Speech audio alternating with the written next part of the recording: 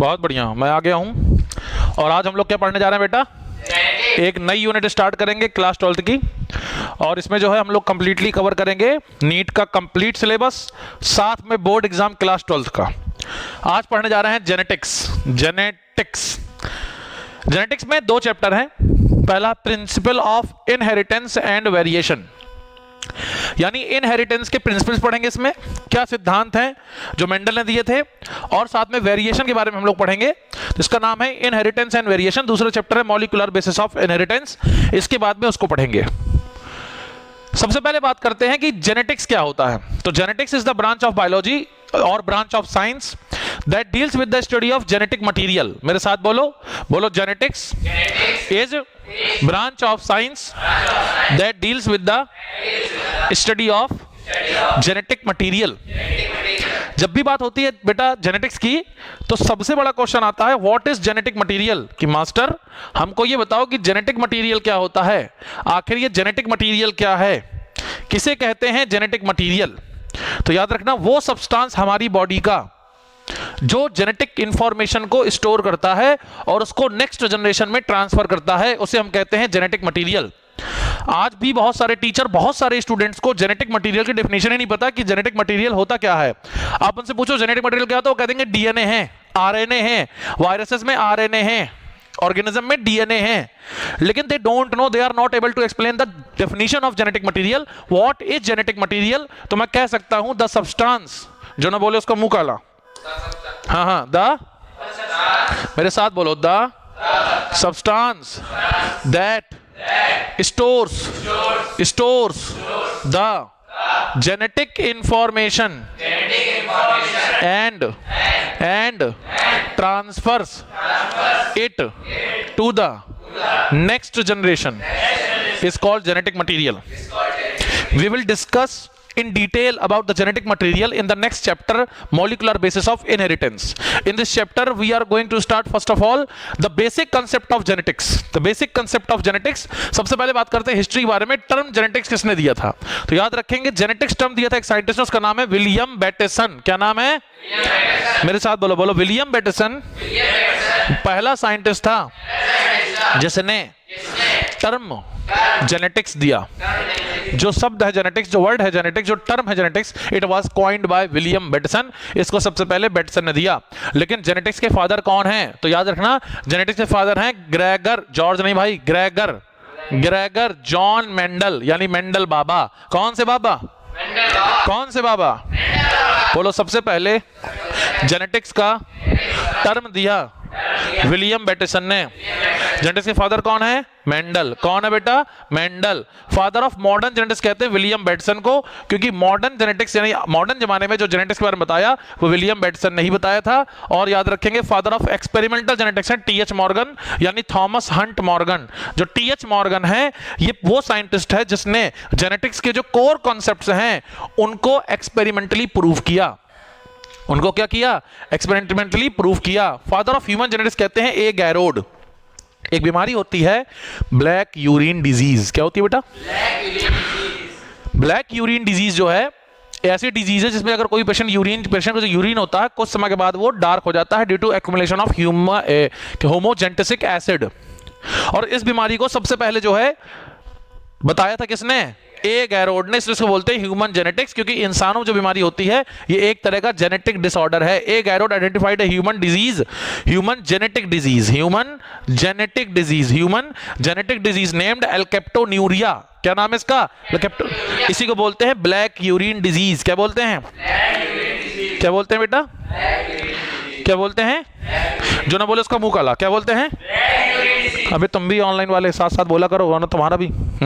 आ जाओ, अब बात करते हैं इनहेरिटेंस के बारे में। छोटे छोटे कॉन्सेप्ट हैं जो बड़ा काम आते हैं। इनहेरिटेंस किसे कहते हैं? इनहेरिटेंस का मतलब है बेसिस ऑफ हेरिडिटी।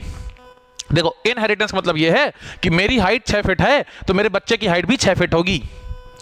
मेरे अंदर कोई कैरेक्टर है तो मेरे बच्चे के अंदर वही कैरेक्टर जाएगा। इसको बोलते हैं इनहेरिटेंस, यानी ट्रांसमिशन ऑफ कैरेक्टर। क्या बोलते हैं? Transmission of character, transmission of, तो कैरेक्टर्स या फिर इसकी यूनिट को कहते हैं जीन। क्या कहते हैं? क्योंकि ये जो कैरेक्टर्स हैं, ये जो कैरेक्टर्स का ट्रांसमिशन हो रहा है एक पेरेंट से दूसरे पेरेंट में, मतलब एक पेरेंट से दूसरे ऑफ स्प्रिंग में, एक जनरेशन से दूसरी जनरेशन में, ये जीन के फॉर्म में होता है। किसके फॉर्म में होता है? अगर मेरी हाइट है तो मेरी हाइट की जो जीन्स हैं वो मेरे बच्चे में जाएंगी। इट मींस मेरे कैरेक्टर मेरे बच्चे में जा रहे हैं, यानी ये क्या हो रहा है, इसको इंग्लिश में क्या कहेंगे? इनहेरिटेंस। क्या कहेंगे? अब एक फिनोमेना है हेरिडिटी, तुम लोग 10th क्लास में पढ़ के आए हो। हेरिडिटी क्या है? इसी इनहेरिटेंस के फिनोमेना कहते हैं हेरिडिटी। हेरिडिटी की बेसिस कौन है? Inheritance. Inheritance is nothing else, it is the basis of heredity. यानी हेरिडिटी क्या है? मेरे साथ बोलो, transmission of character from one generation to the next generation, यानी from parents to offspring, from parents to offspring, offspring, offsprings is called heredity, is called. देखो पता है, हम लोगों के जो पूर्वज थे वो आज से लगभग 10 से 13,000 साल पहले, यानी 8,000 BCE, before Christ era to 11,000 BCE, यानी ऐसे समझ लो जब जो है हमारे जीसस क्राइस्ट थे उस एरा को कहते हैं क्राइस्ट एरा। जीसस क्राइस्ट का जब बर्थ हुआ था उसके पहले के समय को कहते हैं बिफोर क्राइस्ट एरा। तो जीसस क्राइस्ट के दुनिया में आने से 8,000 से 11,000 साल पहले ह्यूमंस, हमारे पूर्वज जानते थे, क्या जानते थे? कि सेक्सुअल रिप्रोडक्शन में कॉज ऑफ वेरिएशन छुपा हुआ है। यानी हमारे अंदर जो बेसिकली कैरेक्टर्स हैं हमारे बच्चों में, वो वेरी होके आएंगे, एग्जैक्ट सेम नहीं होंगे। और ये ह्यूमंस, हमारे जो पूर्वज हैं, बहुत पहले से जानते हैं। जीसस क्राइस्ट के आने के ही 8,000 से 11,000 साल पहले, और आज 2026 चल रहा है, तो जीसस क्राइस्ट को गए 2026 साल ये भी जोड़ लो, तो लगभग आज से 10 से 13,000 साल पहले हमारे पूर्वज जानते थे किसके बारे में? वेरिएशन के बारे में, कि ये सेक्सुअल रिप्रोडक्शन के कारण होता है। अब बात करते हैं वेरिएशन क्या है। वेरिएशन मतलब होता है, जैसे मैं हूं, मेरे भाई बहन हैं, तो हम सारे भाई बहन एक दूसरे से अलग दिखते हैं। इसका एक्सेप्शन क्या है? Monozygotic twins. जैसे चिंकी मिंकी का बहुत फेमस केस इंडिया में चल रहा है, दोनों सेम दिखती हैं, एक साथ बोलती हैं, वो अलग बात है, उनकी स्किल्स है, वरना वो दिखती सेम है। मोनोजाइगोटिक ट्विंस का मतलब है, तुमको मैं पढ़ा चुका हूं पहले सेक्सुअल रिप्रोडक्शन के अंदर, कि एक जाइगोट से दो ट्विंस, दो अलग, एक जाइगोट 2 हिस्से में डिवाइड हो जाएगा, और दोनों हिस्से जो हैं वो ग्रो होकर नया नया इंडिविजुअल बनाएंगे, क्योंकि दोनों एक ही जाइगोट से बने हैं, तो दोनों का डीएनए सेम है, इसलिए सेम होते हैं। वरना इसके अलावा जितने भी भाई बहन हैं वो सब एक दूसरे से अलग होते हैं, और अपने पेरेंट्स से भी अलग होते हैं। मैं अपने पापा की 100% फोटोकॉपी नहीं हूं, मेरी बहन मेरी मम्मी की 100% फोटोकॉपी नहीं है। हाँ, थोड़ा थोड़ा मिलते हैं, क्योंकि उसमें थोड़े वेरिएशंस हो गए, चेंजेस हो गए हैं। तो वेरिएशन क्या है? मेरे साथ बोलो, वेरिएशन का मतलब है dissimilarity in the individuals as well as from their parents. तो यही डेफिनेशन है, dissimilarity among individuals as well as from their parents. 2 type की होता है, एक होता है सोमैटिक वेरिएशन, एक होता है जर्मिनल वेरिएशन। सोमैटिक वेरिएशन का मतलब यह है कि हमारी बॉडी की जो सोमैटिक सेल्स हैं, ये जो मेरी स्किन की सेल है, ये सोमैटिक सेल है। हेयर की सेल क्या है? सोमैटिक सेल है। आंख क्या है? सोमैटिक है। अगर मैं प्लास्टिक सर्जरी करा लूं, अपने आप को चेंज कर लूं, या 6 पैक एप्स बना लूं, जो कि मेरे पास अभी तो नहीं है, बन जाएंगे, परेशान ना हो, ठीक है, बहुत अच्छी बॉडी बिल्डिंग कर लूं, अगर मेरा बच्चा पैदा होगा तो ये सब उसको पहले से नहीं मिलेगा, क्योंकि ये सोमैटिक वेरिएशन है, सोमैटिक सेल्स और टिश्यूज में है। जैसे हेयर का कलर चेंज करा लो, स्किन चेंज करा लो, प्लास्टिक सर्जरी करा के मसल बना लो, आपके बच्चे में ये ट्रांसमिट नहीं होंगे। Somatic variation can not be transmitted inherited to the next generation. Somatic variation can not be inherited और transmitted to the next generation. ये अगली जनरेशन में नहीं जाते हैं। इसलिए इसमें क्यों नहीं जाते? क्योंकि डीएनए में कोई चेंज नहीं होता है। जैसे कोई बॉडी बिल्डर है, उसने बॉडी बना ली, तो उसके बच्चे को बनानी पड़ेगी। अगर आपने मसल बना लिया, आपके मसल बहुत अच्छे हैं, 6 पैक एप्स हैं, तो आपके बच्चे के नहीं होंगे, उसको बनाने पड़ेंगे। और हेयर का कलर, एक लड़की है, उसके हेयर सफेद हैं, जेनेटिक, उसका जेनेटिक ऐसा है, उसके जीन ऐसे हैं, उसका डीएनए ऐसा है। अब उस लड़की ने अपने हेयर को ब्राउन करा लिया, जीवन भर ब्राउन रखे, उसकी बच्ची पैदा होगी तो सफेद होंगे, ब्राउन नहीं होंगे, क्योंकि ये क्या है? सोमैटिक वेरिएशन है, उसने अपने सेल में वेरिएशन किया है। अगला है बेटा जर्मिनल वेरिएशन। जर्मिनल वेरिएशन मतलब होता है जर्म सेल में वेरिएशन, यानी गैमीट में वेरिएशन। इसलिए ये एक जनरेशन से दूसरी जनरेशन में चला जाता है। जैसे can be inherited to the next generation, क्योंकि किसमें हो रहा है, जर्म सेल में हो रहा है ये वेरिएशन। जर्म सेल का मतलब क्या होता है, जर्म सेल का मतलब होता है गैमीट। क्या होता है, जो ना बोले उसका मुंह काला, क्या होता है, मेल में क्या कहेंगे और फीमेल में क्या कहेंगे, ovum. Very good, very good. और ये चेंज डीएनए में होता है, और डीएनए हमारे स्पर्म और ओवम से जाते हैं, इसीलिए ये अगली जनरेशन में चला जाता है। जैसे किसी की हाइट, मेरी हाइट 6 फीट है तो मेरे बच्चे की हाइट 2 फीट नहीं होगी, वो भी हाइटेड होगा, भले ही 6 फीट ना हो, लेकिन हाँ वो हाइटेड होगा। आंखों का कलर, अगर मेरी वाइफ की ब्लू आइज हैं तो मेरे बच्चे के भी ब्लू आइज हो सकती हैं। हेयर का कलर, मेरी वाइफ के पिंक हेयर्स हैं तो मेरी लड़की के पिंक हेयर्स होंगे, ऐसे चांस है, अगली जनरेशन जा सकता है। अब बात करते हैं मेंडलिज्म, मेंडल बाबा के बारे में। कौन है मेंडल बाबा, तो याद रखना जीवन में जब भी बात होती है, क्या कहते हैं उसको, क्या नाम उसका, सत्यवादी हरिचंद को क्या कहते हैं, किसका दूसरा नाम, अरे कुछ कहते हैं ना उसको, नहीं याद आ रहा क्या कहते हैं उसको, सत्यवादी हरिचंद, सच्चाई का दूसरा नाम सत्यवादी हरिचंद, ऐसे कोई डायलॉग है ना, ऐसे याद रखना। स्ट्रगल का दूसरा नाम मेंडलिज्म, स्ट्रगल का दूसरा नाम मेंडलिज्म। मेंडल बाबा हैं ये, महान बाबा। आज के बाद रखें जीजे मेंडल, ग्रेगर जॉन मेंडल, इनको आज से बोलेंगे मेंडल बाबा। कौन से बाबा, याद रखना मेंडल बाबा, बाबा नहीं बाबा, ये तो हिंदी नहीं लिख पा रहे हैं, बाबा। मेंडल बाबा सबसे महान व्यक्ति हैं। ध्यान से सुनना, 1822 में इनका जन्म होता है यूरोप के एक छोटी सी कंट्री में जिसका नाम है ऑस्ट्रिया। क्या नाम है, इनकी कंट्री का नाम है ऑस्ट्रिया। ऑस्ट्रिया के ब्रुन सिटी में पैदा होते हैं, ठीक है ना। ऑस्ट्रिया की कौन सिटी में पैदा होते हैं, ब्रुन सिटी में। इनको हम कहते हैं फादर ऑफ जेनेटिक्स। ये जेनेटिक्स के सबसे महान व्यक्ति हैं, ये जेनेटिक्स के पिताजी हैं, ये जेनेटिक्स के अब्बा हैं। फादर ऑफ जेनेटिक्स कौन, मेंडल। मेंडल ने अपने जीवन में मैथमेटिक्स से पढ़ाई की, मैथ पढ़ाने लगे, सक्सेसफुल ना हो पाए तो फिजिक्स के टीचर बन गए। इसमें भी उनको सक्सेस नहीं मिली, गर्लफ्रेंड बनी वो भी छोड़ चली गई, बहुत फ्रस्ट्रेशन हुआ जीवन में। करना चाहते थे बहुत कुछ, कर नहीं पाए कुछ। जब करना चाहेंगे बहुत कुछ, कर नहीं पाएंगे कुछ। दिन भर बैठ के पबजी खेलेंगे तो बेचना पड़ेगा सब्जी। यही कांड इसके साथ हुआ। और मेंडल बाबा ने सोचा कि ना मिली गर्लफ्रेंड, ना मिली पढ़ाई, दुनिया को छोड़ दो, सब मोह माया है, और बन गए क्या, मॉन्क यानी सन्यासी। मेंडल बाबा जब सन्यासी बन गए, मॉन्क, तो ये रहते थे एक मोनेस्ट्री में, सन्यासी में से मोनेस्ट्री में रहते हैं। वहां पे एक गार्डन था, और गार्डन भाई साहब ने किया पी प्लांट का, क्या खेती की। और पी प्लांट की जब ये खेती कर रहे थे, इस प्लांट का नाम था बेटा पाइसम सटाइवम। क्या नाम था, क्या नाम था। मेंडल बाबा ने 7 ईयर तक एक एक्सपेरिमेंट किया जिसका नाम था हाइब्रिडाइजेशन एक्सपेरिमेंट। क्या नाम था, क्या नाम था। मेंडल बाबा ने 7 साल तक हाइब्रिडाइजेशन एक्सपेरिमेंट किया। कब से कब तक किया, बहुत पूछा जाता है, ईयर याद रखना, नीट में पूछा गया है। 1856 से 1863, 56 से 63 तक।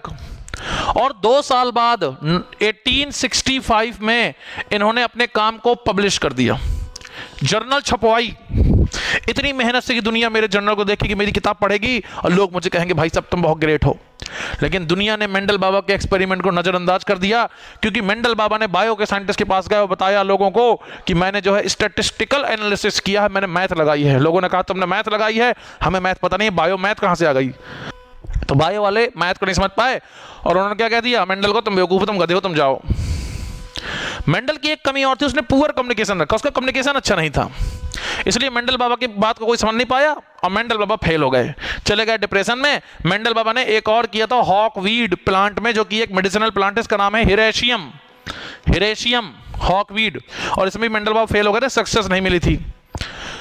और अपने जो है हाइब्रिडाइजेशन नहीं, hybridization BRI plant hybridization experiment 1865 में पब्लिश किया, बिल्कुल सही बात है। मेंडल बाबा 1884 में किडनी फेल होने के कारण मर गए। क्या कुछ कहना चाहते हो, किडनी फेल होने के कारण क्या होगा, मेंडल बाबा दुनिया से चले गए, फ्रस्ट्रेशन से चले गए।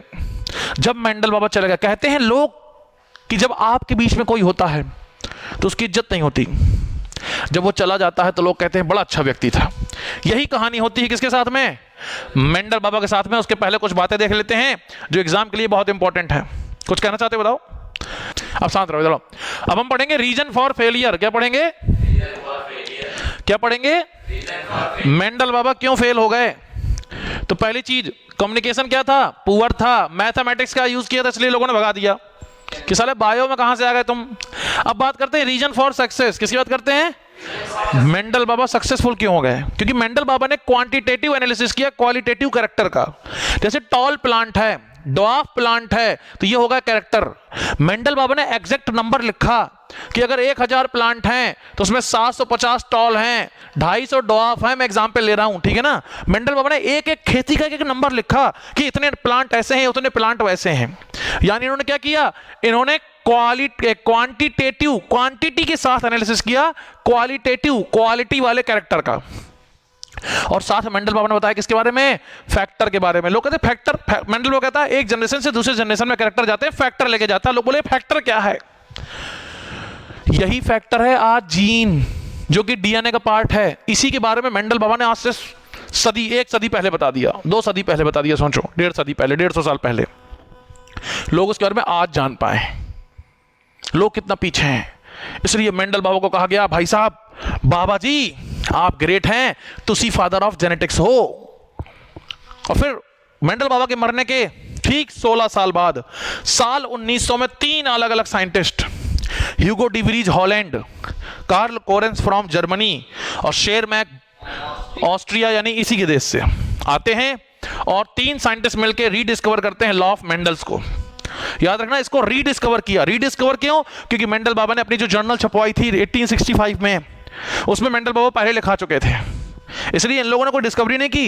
इन लोगों ने चाहते अपने नाम पे ले लेते, लेकिन इन लोगों को नहीं, भाई मेंडल बाबा को ही इसका पद मिलेगा। मेंडल बाबा ने अपनी जिंदगी त्याग दी। तो Hugo de Vries Holland, Carl Correns Germany, Tschermak Austria से आते हैं। इन्होंने जो है लॉ ऑफ इनहेरिटेंस जो है 3 लॉ थे, law of dominance, law of segregation, law of independent assortment, तीनों पढ़ाऊंगा आगे। और इसके बारे में बताया, बोला कि भाई साहब मेंडल बाबा तुम्हारी जय हो। अब बात करते हैं मेंडल ने ऐसा क्या किया था कि मेंडल बाबा का एक्सपेरिमेंट बहुत 7 साल तक चला। तो देखो मेंडल बाबा ने जो है 7 कैरेक्टर लिए थे। कितने कैरेक्टर? पहला क्या था? हाइट, सीड शेप, सीड का colour, flower colour, pot shape, pot का कलर, फ्लावर की पोजीशन। याद रखना, हाइट, फिर seed shape, seed colour, pot shape, pot colour, flower position, flower colour. 3 colour है, 3 उसके अलग हैं और 1 हाइट है। क्योंकि 7 कैरेक्टर लिए थे तो हर कैरेक्टर के 2 क्या हैं? ट्रेट्स हैं। ट्रेट यानी उसके फॉर्म ऑफ कैरेक्टर हैं। इसलिए बोला गया 14 true breeding P plant varieties, क्योंकि अगर हाइट है तो उसकी 2 वैरायटी हैं। तो 7 कैरेक्टर की कितनी वैरायटी हो गई? 14 वैरायटी हो गई। तो हाइट में एक था टॉल, एक था ड्वार्फ, जिसमें से टॉल डोमिनेंट है। ये जरूर याद रखना, इस टेबल से हर साल क्वेश्चन आता है नीट में, बोर्ड में, बहुत इंपॉर्टेंट है ये। डोमिनेंट का मतलब अगर टॉल और डॉफ दोनों मेरे अंदर कैरेक्टर हैं तो मैं एक्चुअल में कैसा होऊंगा? टॉल होऊंगा कि डॉफ होऊंगा? तो मैं टॉल होऊंगा। इसको पढ़ेंगे लॉ ऑफ डोमिनेंस के अंदर।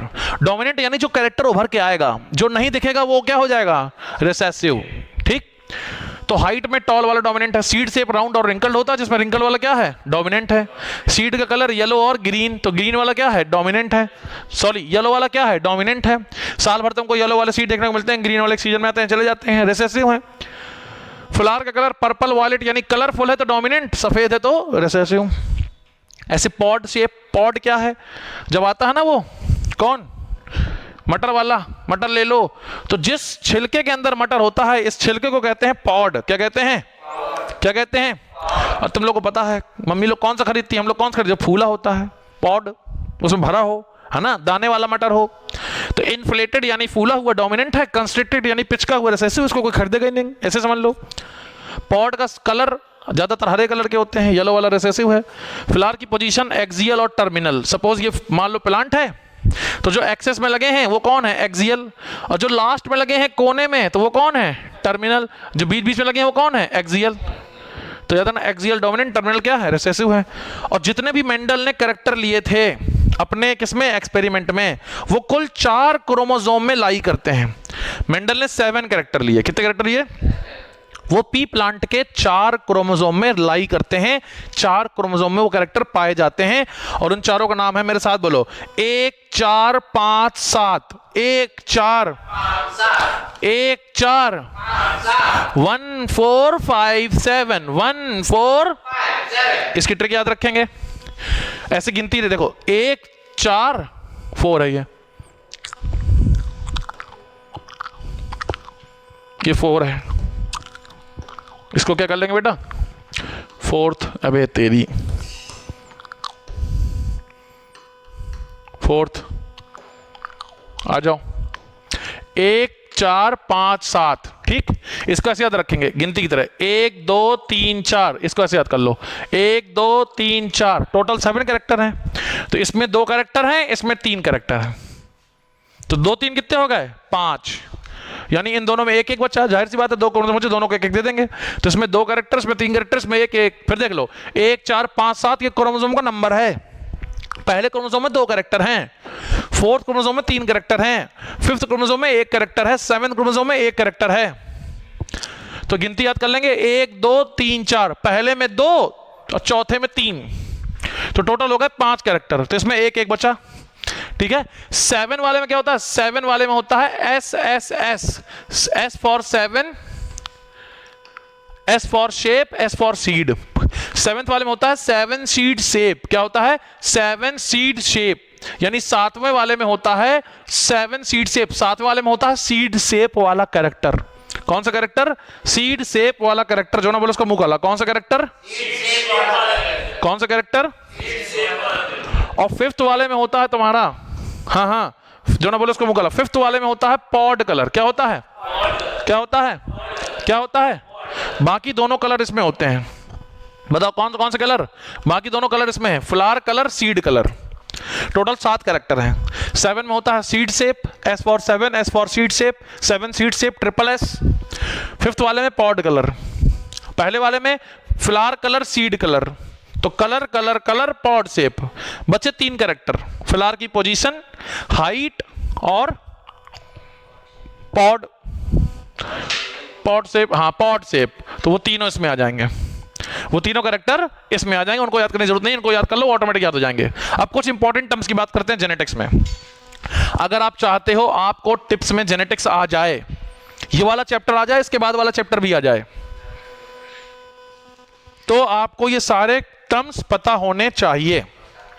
पहला टर्म है जीनोम, क्या है, जीनोम किसे कहते हैं, ध्यान सुनना। हमारी बॉडी में टोटल 46 क्रोमोसोम है। 23 कहां से आए हैं, मम्मी से। 23 कहां से आए हैं, पापा से। यानी एक गैमीट में 23 होते हैं, चाहे वो स्पर्म हो चाहे ओवम हो। इसी को बोलते हैं हाफ सेट ऑफ क्रोमोसोम। क्या बोलते हैं, इसी को बोलते हैं एन। याद करो, एन 2 मिल गए तो 2n, यानी ये हैप्लॉइड कंटेंट। तो हमारी बॉडी का जो हाफ सेट है 23 क्रोमोसोम है, जो हैप्लॉइड कंटेंट है, जो गैमीट में पाया जाता है, इसे कहते हैं जीनोम। तो ये क्या है, it is complete 1 set of chromosome. 1 set यानी हमारी बॉडी का आधा सेट। 2 ही सेट है मैम 23 के। 1 सेट का मतलब है 23 क्रोमोसोम। कितने, कंटेंट ऑफ डीएनए। हमारे डीएनए का जो 1 सेट है 23 क्रोमोसोम, उसको बोलते हैं जीनोम। क्या बोलते हैं, इसी को बोलते हैं गैमीट में जो पाया जाता है डीएनए। गैमीट में जो डीएनए पाया जाता है वो हमारा जीनोम है। अरे हाँ ना बोल। जीन क्या होता है, जीन तो देखो ये हमारा डीएनए है, ये हमारा डीएनए है। डीएनए का वो छोटा सा सेगमेंट जो किसी कैरेक्टर को एक्सप्रेस करता है उसे कहते हैं जीन। जैसे मेरा डीएनए बहुत बड़ा है, मेरा डीएनए इतना बड़ा है, देख लो सबका डीएनए इतना बड़ा, परेशान ना हो, मैं कोई स्पेशल नहीं, मेरा बड़ा है, सबका बड़ा है डीएनए। तो डीएनए की बात करें तो मेरे डीएनए में सारा डीएनए कैरेक्टर नहीं लेके घूम रहा है। इतने से सेगमेंट में हाइट है, इतने से सेगमेंट में स्किन कलर है, इतने से सेगमेंट में मेरी स्पीच है। हर चीज का अलग अलग कैरेक्टर है। तो डीएनए का वो सेगमेंट जो किसी कैरेक्टर को एक्सप्रेस करता है उसको बोलते हैं जीन। क्या बोलते हैं, मैं एक बच्चे से क्वेश्चन पूछा, बेटा बताओ डीएनए जीन क्या है, तो बच्चा कहता है सेगमेंट ऑफ डीएनए। बिल्कुल गलत जवाब।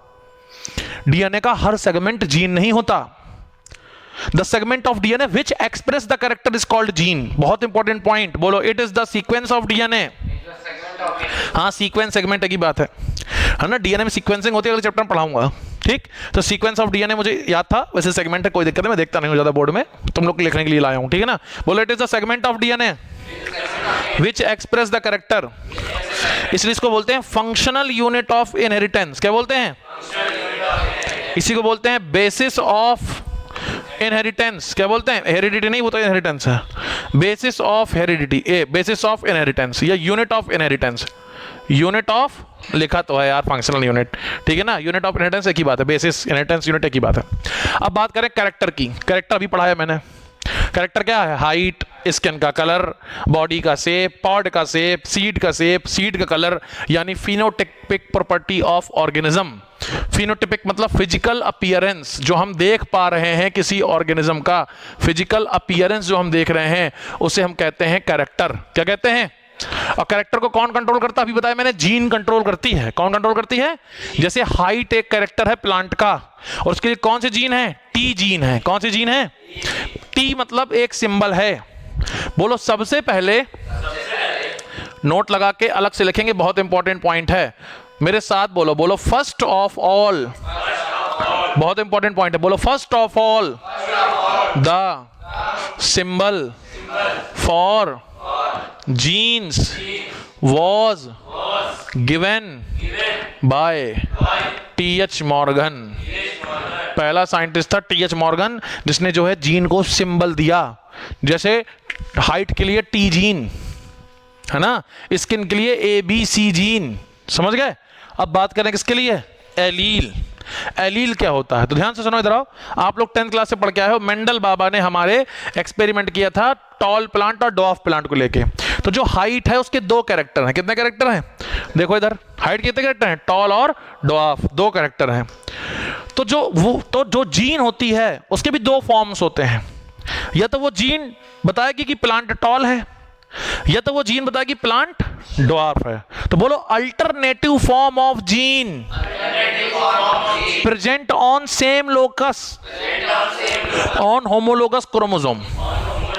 भाई एक क्रोमोसोम आया मम्मी से, एक क्रोमोसोम आया पापा से, एक आया मेल से, एक आया फीमेल से, तो उन दोनों क्रोमोसोम के सेट को बोलते हैं होमोलोगस क्रोमोसोम।